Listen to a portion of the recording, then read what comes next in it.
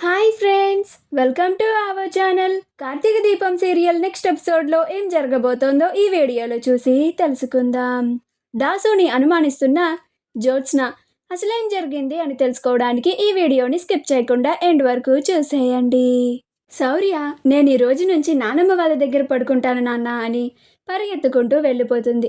అలా హడావిడిలో తన చైన్ని అక్కడే మంచం మీదే వదిలేసి వెళ్ళిపోతుంది. అది కార్తీక్ చూసి ఏంటది దీప అని అంటాడు. అప్పుడు దీప, ఇదా శౌర్య లాకెట్ బాబు, మర్చిపోయి వెళ్ళిపోయింది అని అంటుంది. అది కార్తీక్కే ఇస్తుంది. అప్పుడు కార్తీక్, ఇది నేను నా చిన్నప్పుడు కోనేట్లో పడిపోయినప్పుడు అప్పుడు దీప నన్ను కాపాడినప్పుడు దీప దగ్గర నుండి నా దగ్గరికి వచ్చిన లాకెట్, ఇది నేను శౌర్యకి ఇచ్చాను. ఈ లాకెట్ని చూస్తూ ఉంటే ఇందులో ఏవో ఫొటోస్ ఉన్నట్టుగా ఉన్నాయి. ఇవి దీపకి తెలియకుండా పక్కకి వెళ్ళి చూడాలి అని అనుకొని, దీప ఇంక నువ్వు రెస్ట్ తీసుకో అని చెప్పి పక్కకి వెళ్ళి ఆ లాకెట్ని ఓపెన్ చేసి చూస్తాడు.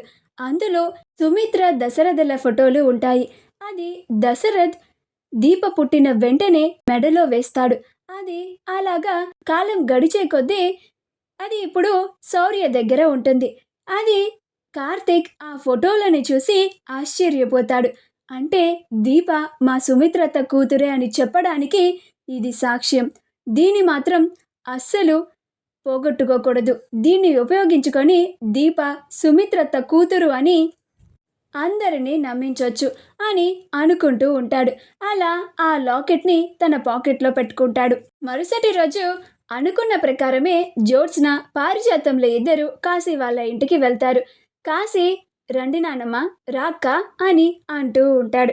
అప్పుడు పారిజాతం, ఏరా మీ నాన్నకి ఎలా ఉంది ఇప్పుడు? అప్పుడు కాశీ, బానే ఉన్నాడు నానమ్మ అని అంటాడు.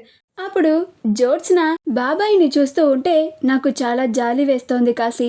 ఆయన ఎప్పుడు మళ్ళీ మామూలు మనిషి అవుతారు, ఆయనకి ఎప్పుడు గతం గుర్తుకు వస్తుందో అన్నట్లుగా మాట్లాడుతూ ఉంటుంది.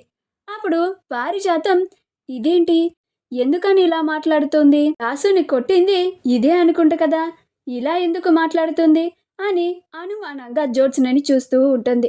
అలా పారిజాతం, జ్యోత్స్నలు ఇద్దరు దాసుతో మాట్లాడడానికి లోపలికి వెళ్తారు. అక్కడికి వెళ్ళిన తరువాత జ్యోత్స్న, బాబాయ్ అని దాసు కళ్ళల్లోకి సూటిగా చాలా కోపంగా అనుమానంగా చూస్తూ ఉంటుంది. అది దాసుకి అర్థమైపోతుంది. జ్యోత్స్నకి నాకు గతం గుర్తుకు వచ్చిందేమో అని అనుమానం వచ్చినట్లుంది. అందుకే ఇక్కడికి నన్ను చూడ్డానికి, నాకు నిజంగానే గతం గుర్తుకు వచ్చిందా లేదా అని కనుక్కోవడానికి వచ్చినట్టుంది అని అనుకొని, ఎవరమ్మా నువ్వు అని అంటాడు. అప్పుడు జ్యోత్స్న అది విని, ఇదేంటి నన్ను గుర్తుపట్టలేకపోతున్నాడు అంటే దాసుకి నిజంగానే గతం గుర్తుకు రాలేదా అని అనుకుంటూ ఉంటుంది. అప్పుడు పారిజాతం, ఎవరంటావింట్రా, ఇది నీ కూతురు అని అంటుంది. అప్పుడు దాసు, తిను నా కూతురేంటమ్మా అని అంటాడు. ఏం మాట్లాడుతున్నావు నువ్వు? నాకులానే నువ్వు కూడా గతాన్ని మర్చిపోయావా ఏంటి అని అంటాడు. అప్పుడు పారిజాతం, ఓరి నా కొడుకా, గతం మర్చిపోయింది నువ్వురా, నేను కాదురా, అది నిజంగానే నీ కన్న కూతుర్రా అని అనుకుంటూ ఉంటుంది. మా వీడియో కనుక మీకు నచ్చినట్లయితే లైక్ చేయండి, షేర్ చేయండి, మా ఛానల్ని సబ్స్క్రైబ్ చేసుకోండి. పక్కనే ఉన్న బెల్ ఐకాన్ని క్లిక్ చేయడం మాత్రం మర్చిపోకండి.